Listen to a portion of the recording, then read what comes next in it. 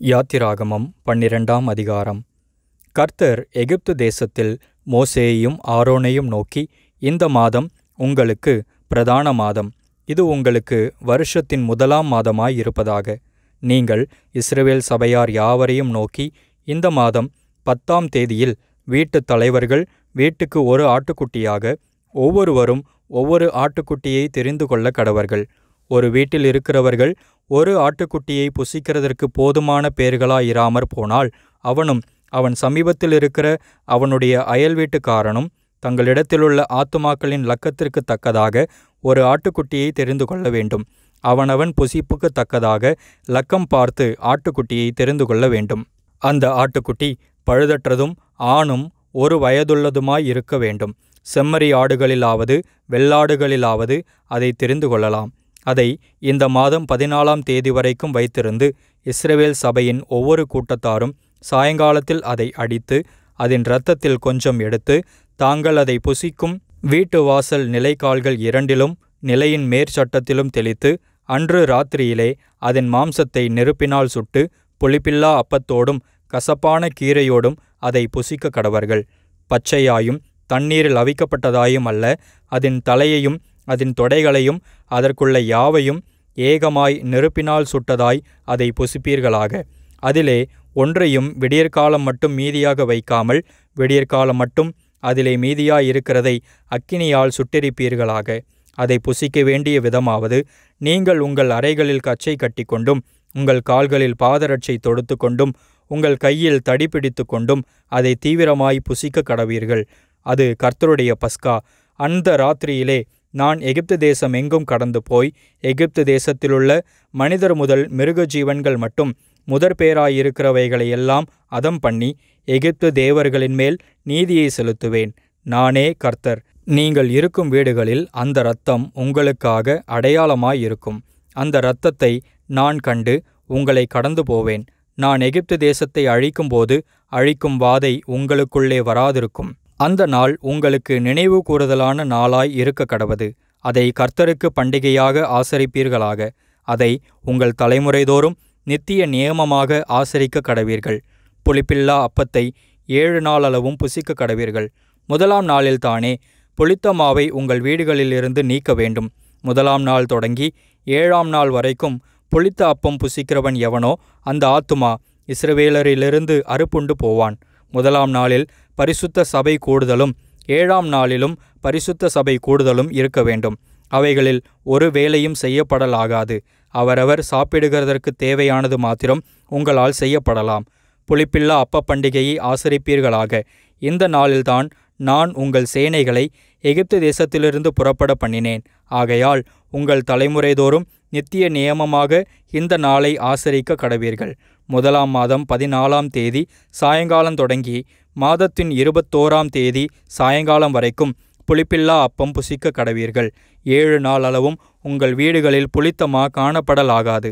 எவனாகிலும் புளிப்பிடப்பட்டதை புசித்தால் அவன் பரதேசியானாலும் சுதேசியானாலும் அந்த ஆத்துமா இஸ்ரவேல் சபையில் இராமல் அறுப்புண்டு போவான்.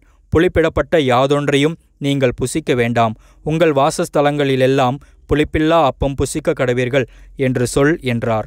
அப்பொழுது மோசே இஸ்ரவேல் மூப்பர் யாவரையும் அழைப்பித்து, நீங்கள் உங்கள் குடும்பங்களுக்கு தக்கதாக உங்களுக்கு ஆட்டுக்குட்டியை தெரிந்தெடுத்து கொண்டு பஸ்காவை அடித்து, ஈசோப்பு கொழுந்துகளின் கொத்தை எடுத்து கிண்ணியிலிருக்கும் இரத்தத்தில் தோய்த்து, அதிலிருக்கும் அந்த இரத்தத்தை வாசல் நிலைக்கால்களின் மேற்சட்டத்திலும் வாசலின் நிலைக்கால்கள் இரண்டிலும் தெளியுங்கள். விடியற்காலம் வரைக்கும் உங்களில் ஒருவரும் வீட்டு வாசலை விட்டு புறப்பட வேண்டாம். கர்த்தர் எகிப்தியரை அதம் பண்ணுகிறதற்கு கடந்து வருவார்.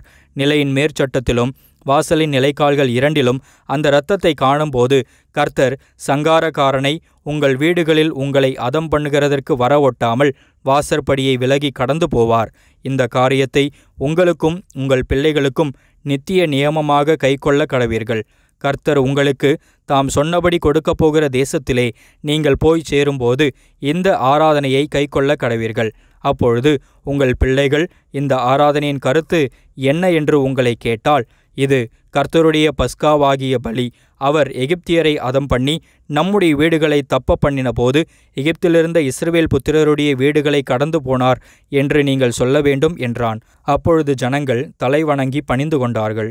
இஸ்ரவேல் புத்திரர் போய் அப்படியே செய்தார்கள். கர்த்தர் மோசேக்கும் ஆரோனுக்கும் கட்டளையிட்டபடியே செய்தார்கள். நடுராத்திரியிலே சிங்காசனத்தின் மேல் வீற்றிருக்கும் பார்வோனுடைய தலைப்பிள்ளை முதல் காவல் கிடங்கிலிருக்கும் சிறைப்பட்டவனின் தலைப்பிள்ளை வரைக்கும் எகிப்து தேசத்தில் இருந்த முதற்பேர் அனைத்தையும் மிருக ஜீவன்களின் தலையீற்று அனைத்தையும் கர்த்தர் அழித்தார். அப்பொழுது பார்வோனும் அவனுடைய சகல ஊழியக்காரரும் எகிப்தியர் யாவரும் ராத்திரியிலே எழுந்திருந்தார்கள். மகா கூக்குரல் எகிப்திலே உண்டாயிற்று. சாவில்லாத ஒரு வீடும் இருந்ததில்லை. ராத்திரியிலே அவன் மோசேயையும் ஆரோனையும் அழைப்பித்து, நீங்களும் இஸ்ரவேல் புத்திரரும் எழுந்து என் ஜனங்களை விட்டு புறப்பட்டு போய் நீங்கள் சொன்னபடியே கர்த்தருக்கு ஆராதனை செய்யுங்கள். நீங்கள் சொன்னபடியே உங்கள் ஆடு மாடுகளையும் ஓட்டிக்கொண்டு போங்கள், என்னையும் ஆசீர்வதியுங்கள் என்றான். எகிப்தியர் நாங்கள் எல்லாரும் சாகிறோமே என்று சொல்லி தீவிரமாய் அந்த ஜனங்களை தேசத்திலிருந்து அனுப்பிவிட அவர்களை மிகவும் துரிதப்படுத்தினார்கள். பிசைந்த மா புளிக்கும் முன் ஜனங்கள் அதை பாத்திரத்துடனே தங்கள் வஸ்திரங்களில் கட்டி தங்கள் தோள்மேல் எடுத்துக்கொண்டு போனார்கள். மோசே சொல்லியிருந்தபடி இஸ்ரவேல் ஜனங்கள் எகிப்தியரிடத்தில் வெள்ளியுடைமைகளையும் பொன்னுடைமைகளையும் வஸ்திரங்களையும் கேட்டார்கள். கர்த்தர் ஜனங்களுக்கு எகிப்தியரின் கண்களில் தயவு கிடைக்கும்படி செய்ததினால் கேட்டதை அவர்களுக்கு கொடுத்தார்கள். இவ்விதமாய் அவர்கள் எகிப்தியரை கொள்ளையிட்டார்கள். இஸ்ரவேல் புத்திரர் ராமசேசை விட்டு கால்நடையாய் பிரயாணம் பண்ணி சுக்கோத்துக்கு போனார்கள். அவர்கள் பிள்ளைகள் தவிர 6,00,000 புருஷராயிருந்தார்கள். அவர்களோடே கூட பல ஜாதியான ஜனங்கள் அநேகர் போனதுமன்றி மிகுதியான ஆடு மாடுகள் முதலான மிருக ஜீவன்களும் போயிற்று. எகிப்திலிருந்து அவர்கள் கொண்டு வந்த பிசைந்த மாவை புளிப்பில்லா அப்பங்களாக சுட்டார்கள். அவர்கள் எகிப்தில் தரிக்கக்கூடாமல் துரத்திவிடப்பட்டதினால் அது புளியாதிருந்தது. அவர்கள் தங்களுக்கு வழிக்கென்று ஒன்றும் ஆயத்தம் பண்ணவில்லை. இஸ்ரவேல் புத்திரர் எகிப்திலே குடியிருந்த காலம் 430 வருஷம். 430 வருஷம் முடிந்த அன்றைய தினமே கர்த்தருடைய சேனைகள் எல்லாம் எகிப்து தேசத்திலிருந்து புறப்பட்டது. கர்த்தர் அவர்களை எகிப்து தேசத்திலிருந்து புறப்பட பண்ணினதினால் இது அவருக்கென்று முக்கியமாய் ஆசரிக்கத்தக்க ராத்திரியாயிற்று. இஸ்ரவேல் சந்ததியார் எல்லாரும் தங்கள் தலைமுறைதோறும் கர்த்தருக்கு முக்கியமாய் ஆசரிக்க வேண்டிய ராத்திரி இதுவே. மேலும் கர்த்தர் மோசேயையும் ஆரோனையும் நோக்கி, பஸ்காவின் நியமமாவது அந்நிய புத்திரன் ஒருவனும் அதை புசிக்க வேண்டாம். பணத்தினால் கொல்லப்பட்ட அடிமையானவன் எவனும் நீ அவனுக்கு விருத்த சேதனம் பண்ணின பின் அவன் அதை புசிக்கலாம். அந்நியனும் கூலியாலும் அதிலே புசிக்க வேண்டாம். அதை ஒவ்வொரு வீட்டிற்குள்ளும் புசிக்க வேண்டும். அந்த மாம்சத்தில் கொஞ்சமாகிலும் வீட்டிலிருந்து வெளியே கொண்டு போகக்கூடாது. அதில் ஒரு எலும்பையும் முறிக்கக்கூடாது. இஸ்ரவேல் சபையார் எல்லாரும் அதை ஆசரிக்க கடவர்கள். அந்நியன் ஒருவன் உன்னிடத்திலே தங்கி கர்த்தருக்கு பஸ்காவை ஆசரிக்க வேண்டுமென்று இருந்தால் அவனைச் சேர்ந்த ஆண் பிள்ளைகள் யாவரும் விருத்த சேதனம் பண்ணப்பட வேண்டும். பின்பு அவன் சேர்ந்து அதை ஆசரிக்க வேண்டும். அவன் சுதேசியைப் போல் இருப்பான். விருத்த சேதனம் இல்லாத ஒருவனும் அதில் புசிக்க வேண்டாம். சுதேசிக்கும் உங்களிடத்தில் தங்கும் பரதேசிக்கும் ஒரே பிரமாணம் இருக்க கடவது என்றார். இப்படியே இஸ்ரவேல் புத்திரர் எல்லாரும் செய்தார்கள். கர்த்தர் மோசேக்கும் ஆரோனுக்கும் கட்டளையிட்டபடியே செய்தார்கள். அன்றைய தினமே கர்த்தர் இஸ்ரவேல் புத்திரரை அணியணியாய் எகிப்து தேசத்திலிருந்து புறப்பட பண்ணினார். யாத்திராகமம் 13ஆம் அதிகாரம். கர்த்தர் மோசேயை நோக்கி, இஸ்ரவேல் புத்திரருக்குள் மனிதரிலும் மிருக ஜீவன்களிலும் கற்பந்திறந்து பிறக்கிற முதற்பேர் அனைத்தையும் எனக்கு பரிசுத்தப்படுத்து, அது என்னுடையது என்றார். அப்பொழுது மோசே ஜனங்களை நோக்கி, நீங்கள் அடிமைத்தன வீடாகிய எகிப்திலிருந்து புறப்பட்ட இந்த நாளை நினையுங்கள். கர்த்தர் பலத்த கையினால் உங்களை அவ்விடத்திலிருந்து புறப்பட பண்ணினார். ஆகையால் நீங்கள் புளித்த அப்பம் புசிக்க வேண்டாம். ஆபிப் மாதத்தின் இந்த நாளிலே நீங்கள் புறப்பட்டீர்கள். ஆகையால் கர்த்தர் உனக்கு கொடுப்பேன் என்று உன் பிதாக்களுக்கு ஆணையிட்டதும் பாலும் தேனும் ஓடுகிறதுமான தேசமாகிய கானானியர், ஏத்தியர், எமோரியர், ஏவியர், எபூசியர் என்பவர்களுடைய தேசத்துக்கு உன்னை வரப்பண்ணும் காலத்தில் நீ இந்த மாதத்திலே இந்த ஆராதனையை செய்வாயாக. புளிப்பில்லா அப்பத்தை 7 நாள் அளவும் புசிக்க கடவாய். 7ஆம் நாளிலே கர்த்தருக்கு பண்டிகை ஆசரிக்கப்படுவதாக. அந்த 7 நாளும் புளிப்பில்லா அப்பம் புசிக்க வேண்டும். புளிப்புள்ள அப்பம் உன்னிடத்திலே காணப்பட வேண்டாம். உன் எல்லைக்குள் எங்கும் புளித்த மாவும் உன்னிடத்தில் காணப்பட வேண்டாம். அந்நாளில் நீ உன் புத்திரனை நோக்கி, நான் எகிப்திலிருந்து புறப்படுகையில் கர்த்தர் எனக்குச் செய்ததற்காக இப்படி நடப்பிக்கப்படுகிறது என்று சொல். கர்த்தரின் நியாயப்பிரமாணம் உன் வாயிலிருக்கும்படிக்கு இது உன் கையிலே ஒரு அடையாளமாகவும் உன் கண்களின் நடுவே நினைப்பூட்டுதலாகவும் இருக்கக்கடவது. பலத்த கையினால் கர்த்தர் உன்னை எகிப்திலிருந்து புறப்பட பண்ணினார். ஆகையால் நீ வருஷந்தோறும் குறித்த காலத்தில் இந்த நியமத்தை ஆசரித்து வருவாயாக. மேலும் கர்த்தர் உனக்கும் உன் பிதாக்களுக்கும் ஆணையிட்டபடியே உன்னை கானானியரின் தேசத்திலே வரப்பண்ணி அதை உனக்கு கொடுக்கும்போது கர்ப்பந்திறந்து பிறக்கும் அனைத்தையும் உனக்கு இருக்கும் மிருக ஜீவன்களின் தலையீற்று அனைத்தையும் கர்த்தருக்கு ஒப்புக்கொடுப்பாயாக. அவைகளிலுள்ள ஆண்கள் கர்த்தருடையவைகள். கழுதையின் தலையீற்றையெல்லாம் ஒரு ஆட்டுக்குட்டியால் மீட்டுக்கொள்வாயாக. மீட்காவிட்டால் அதன் கழுத்தை முறித்து போடு. உன் பிள்ளைகளில் முதற்பேரான சகல நர ஜீவனையும் மீட்டுக்கொள்வாயாக. பிற்காலத்தில் உன் குமாரன் இது என்ன என்று உன்னை கேட்டால், நீ அவனை நோக்கி, கர்த்தர் எங்களை பலத்த கையினால் அடிமைத்தன வீடாகிய எகிப்திலிருந்து புறப்பட பண்ணினார். எங்களை விடாதபடிக்கு பார்வோன் கடினப்பட்டிருக்கும்போது கர்த்தர் எகிப்து தேசத்தில் மனிதரின் தலைப்பிள்ளைகள் முதல் மிருக ஜீவன்களின் தலையீற்றுகள் வரைக்கும் உண்டாயிருந்த முதற்பேறுகள் யாவையும் கொன்று போட்டார். ஆகையால் கர்ப்பந்திறந்து பிறக்கும் ஆணையெல்லாம் நான் கர்த்தருக்கு பலியிட்டு என் பிள்ளைகளில் முதற்பேர் அனைத்தையும் மீட்டுக்கொள்ளுகிறேன். கர்த்தர் எங்களை பலத்த கையினால் எகிப்திலிருந்து புறப்பட பண்ணினதற்கு இது உன் கையில் அடையாளமாகவும் உன் கண்களின் நடுவே ஞாபகக்குறியாகவும் இருக்கக்கடவது என்று சொல்வாயாக என்றான். பார்வோன் ஜனங்களை போகவிட்ட பின் ஜனங்கள் யுத்தத்தை கண்டால் மனமடிந்து எகிப்துக்கு திரும்புவார்கள் என்று சொல்லி பெலிஸ்தரின் தேச வழியாய் போவது சமீபமானாலும் தேவன் அவர்களை அந்த வழியாய் நடத்தாமல் சிவந்த சமுத்திரத்தின் வனாந்திர வழியாய் ஜனங்களை சுற்றி போக பண்ணினார். இஸ்ரவேல் புத்திரர் எகிப்து தேசத்திலிருந்து அணியணியாய் புறப்பட்டு போனார்கள். மோசே தன்னோடே கூட யோசேப்பின் எலும்புகளை எடுத்துக்கொண்டு போனான். தேவன் நிச்சயமாய் உங்களை சந்திப்பார். அப்பொழுது உங்களோடே கூட என் எலும்புகளை இவ்விடத்திலிருந்து கொண்டு போங்கள் என்று யோசேப்பு சொல்லி இஸ்ரவேல் புத்திரரை உறுதியாய் ஆணையிடும்படி செய்திருந்தான். அவர்கள் சுக்கோத்திலிருந்து பிரயாணப்பட்டு வனாந்தரத்தின் ஓரமாய் ஏத்தாமிலே பாளையமிறங்கினார்கள். அவர்கள் இரவும் பகலும் வழி நடக்கக்கூடும்படிக்கு கர்த்தர் பகலில் அவர்களை வழிநடத்த மேகஸ்தம்பத்திலும் இரவில் அவர்களுக்கு வெளிச்சங்காட்ட அக்கினி ஸ்தம்பத்திலும் அவர்களுக்கு முன் சென்றார். பகலிலே மேகஸ்தம்பமும் இரவிலே அக்கினி ஸ்தம்பமும் ஜனங்களிடத்திலிருந்து விலகி போகவில்லை. யாத்திராகமம் 14ஆம் அதிகாரம். கர்த்தர் மோசேயை நோக்கி, நீங்கள் திரும்பி மிக்தோலுக்கும் சமுத்திரத்துக்கும் நடுவே பாகால் செபோனுக்கு முன்பாக இருக்கிற ஈரோத் பள்ளத்தாக்கின் முன்னடியிலே பாளையமிறங்க வேண்டும் என்று இஸ்ரவேல் புத்திரருக்குச் சொல்லு. அதற்கு எதிராக சமுத்திர கரையிலே பாளையமிறங்குவீர்களாக. அப்பொழுது பார்வோன் இஸ்ரவேல் புத்திரரை குறித்து அவர்கள் தேசத்திலே திகைத்து திரிகிறார்கள், வனாந்திரம் அவர்களை அடைத்து போட்டது என்று சொல்லுவான். ஆகையால் பார்வோன் அவர்களை பின்தொடரும்படிக்கு நான் அவன் இருதயத்தை கடினப்படுத்தி நானே கர்த்தர் என்பதை எகிப்தியர் அறியும்படி பார்வோனாலும் அவனுடைய எல்லா இராணுவத்தாலும் மகிமைப்படுவேன் என்றார். அவர்கள் அப்படியே செய்தார்கள்.